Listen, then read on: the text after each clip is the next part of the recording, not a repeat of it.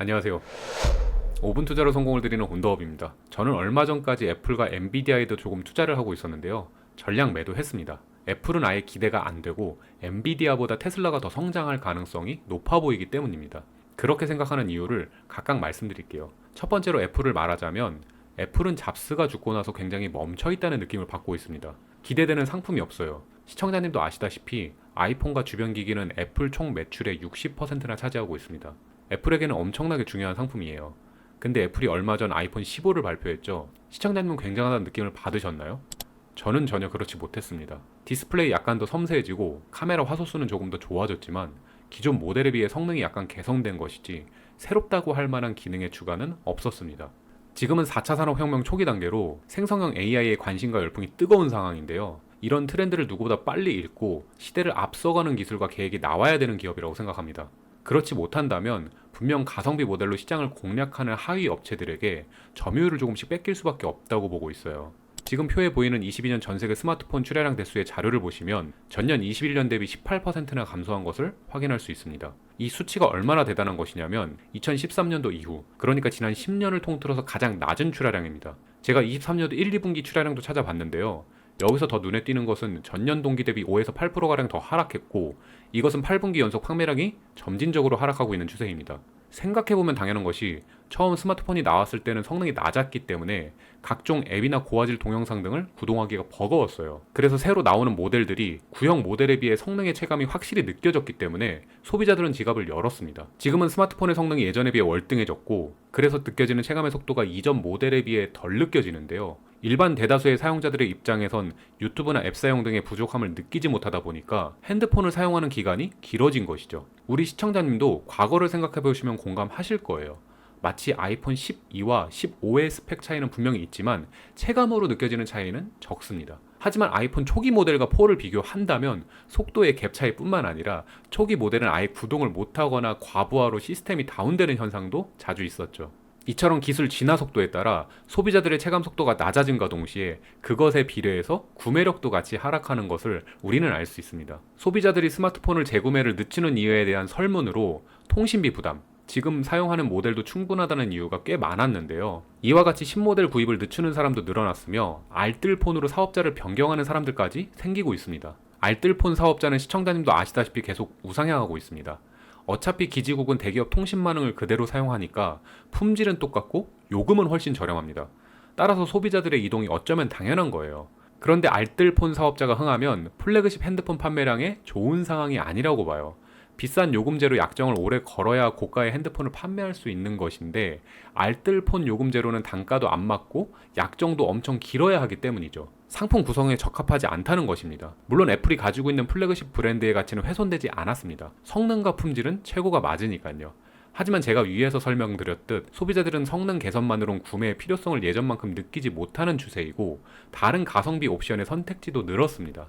특히 개발도상국가 같은 나라는 플래그십 모델보다 저가형 모델이 더 흥할 것으로 예상됩니다. 따라서 애플의 단순한 성능에서 압도하는 플래그십 모델만은 내어서는 안 될 것이고 그 이상의 특별한 기능을 제공해야 된다고 봅니다. 예를 들어서 다른 업체를 보자면 마이크로소프트의 빙이나 구글의 바드와 같은 새로운 생성형 AI 기술을 서비스하잖아요. 애플도 자신의 플랫폼인 아이폰에서 자연스럽게 녹여서 사용자들에게 새로운 컨텐츠를 홍보하고 구속력을 높이는 방법이 필요하다고 생각해요. 지금 애플이 만드는 특별한 제품으로는 애플 비전을 공개했는데 이거에 대해선 단점이 너무 많이 보여서 개인적으로 논할 가치도 없다고 생각합니다.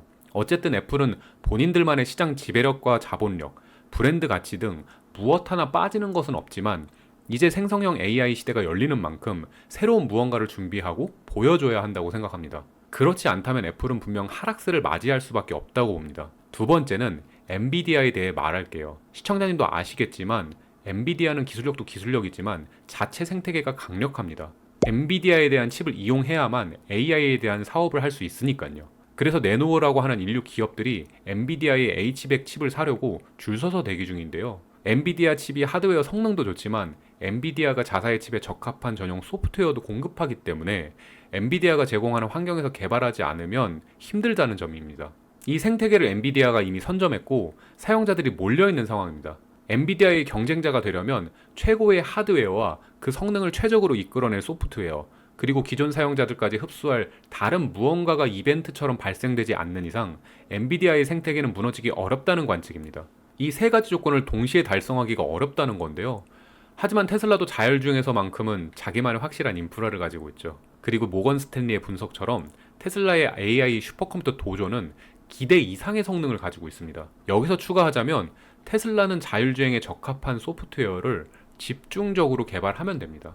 엔비디아처럼 사용자들에게 폭넓은 범용성을 가질 필요가 없다는 것이죠. 방금 말씀드린 세 가지를 모두 해결한 겁니다. 예전까지는 테슬라가 엔비디아의 칩에 의존해서 자율주행을 완성하고 있었지만 이제는 칩을 구할 필요가 없습니다. 실제로 엔비디아의 A100이나 H100의 제품들이 타사에 비해 워낙 성능이 좋으니까 수요가 많았고 엔비디아가 정하는 게 값인 상황이었는데요. 그래서 엔비디아는 칩 생산에 무려 95%의 이익이 발생하고 있습니다. 테슬라가 여기에서 완전 해방됐다는 것은 다른 자동차 업체들과 비교할 수도 없는 격차입니다. 테슬라가 얼마 전에 파운드리 업체인 삼성과 계약했죠. 테슬라는 AI 슈퍼컴퓨터에 대한 지속적인 투자를 아끼지 않을 것이고 지금까지의 결과물이 반영됐듯이 앞으로의 테슬라의 AI 시스템은 더 발전한다고 봅니다. 그리고 결국 언젠가는 엔비디아와 격돌할 거라고 봐요.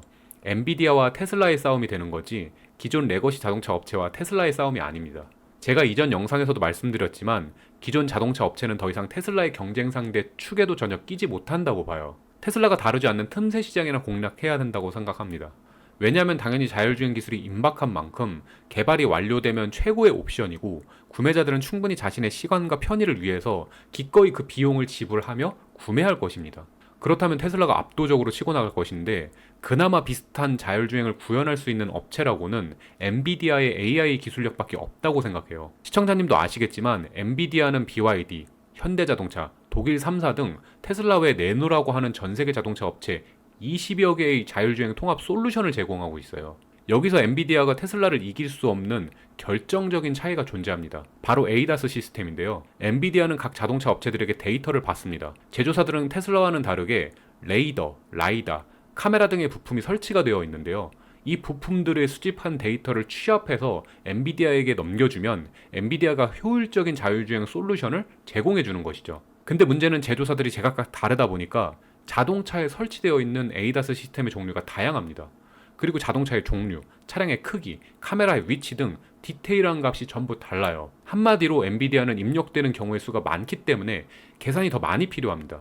테슬라는 모델 3와 모델 Y 단 두 가지 모델로 자동차 판매량의 90%를 차지하고 있으며 오로지 카메라만을 이용해서 시각 데이터만으로 계산을 획일화시켰죠. 테슬라가 기초부터 선택과 집중이 되어 있기에 엔비디아보다 자율주행 진화 속도가 빠를 수밖에 없는 이유입니다.